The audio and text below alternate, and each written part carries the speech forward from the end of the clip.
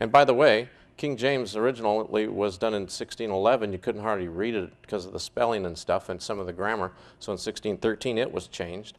I don't know how many revisions it's made. And if you count NIV, NASB, and all the other B's out there, the nearly inspired version, you know, there's a lot of versions out there. So don't make fun of the Book of Mormon that's been revised until you look in your own backyard. Okay? All right. So again, respect and truth. The biggest thing I did to change my whole life and my destiny wasn't to pray to God to prove someone wrong, which is what it originally started at. It was to pray to know the truth. You need to go to them with the same attitude you want them to come to you. When you talk to a Mormon, you need to say, if the Mormon church is true, I'm going to you tomorrow. We're going to get baptized. We're going to go through the temple. We're going to wear everything, the whole 9 yards. You need to have that same attitude that you want them to have. And be prepared to change. Because you know what? If you've lived in this church the whole life, you're very comfortable. You think it's true. It may not be. Now, that's a tough statement. But as a Mormon, that's what he should be thinking. I've been grown up in this church. I've seen miracles. I paid my tithing. Things happen. People were saved. And Time's up. Okay. So, give them the respect. Okay? Thank you.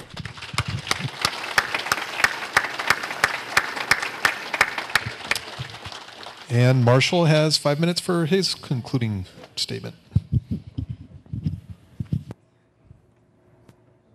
All right. Well, thank you very much for coming.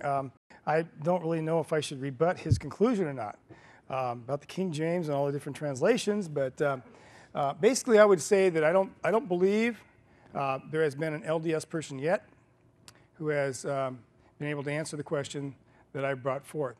Jerry was responsible to present the LDS position, and having been out of the church for almost 20 years, I think he did a great job of that. So you can give him a hand for that.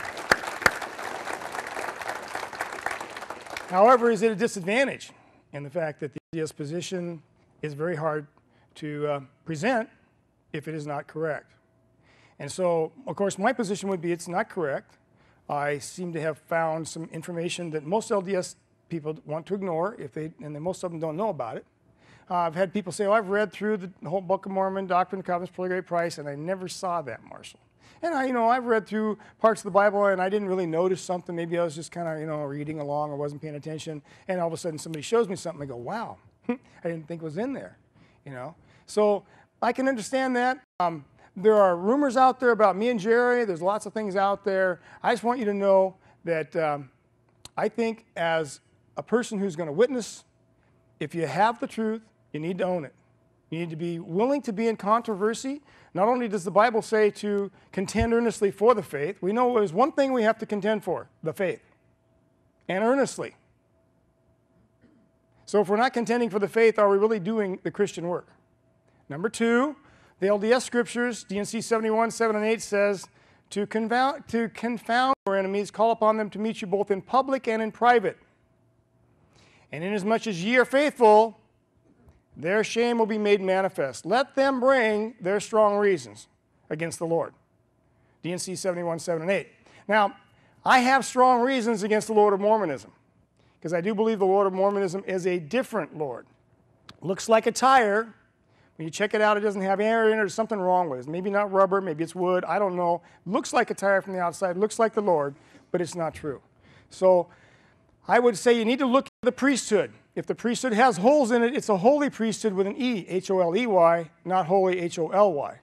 So you need to look into the priesthood and see if it really is the priesthood. Is it the true priesthood? Do they slaughter lambs? Does it look like the one with the tires?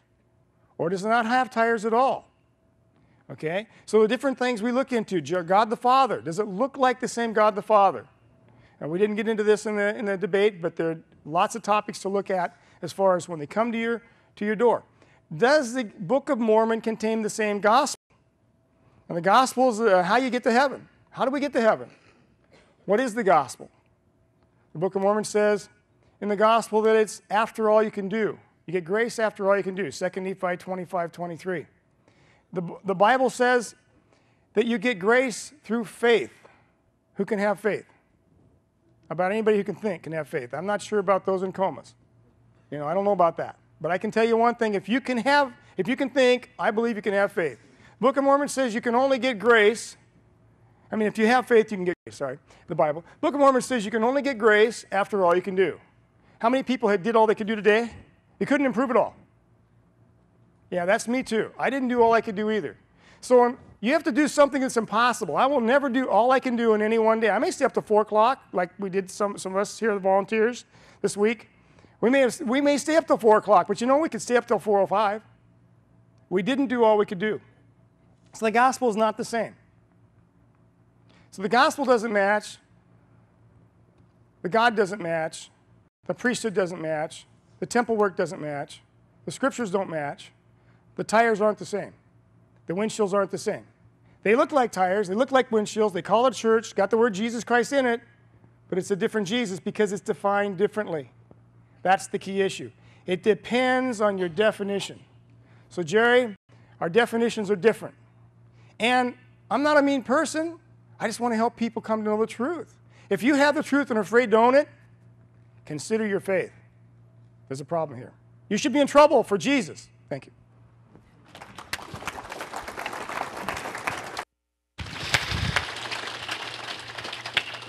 Okay, we're going to take another break till 8:30.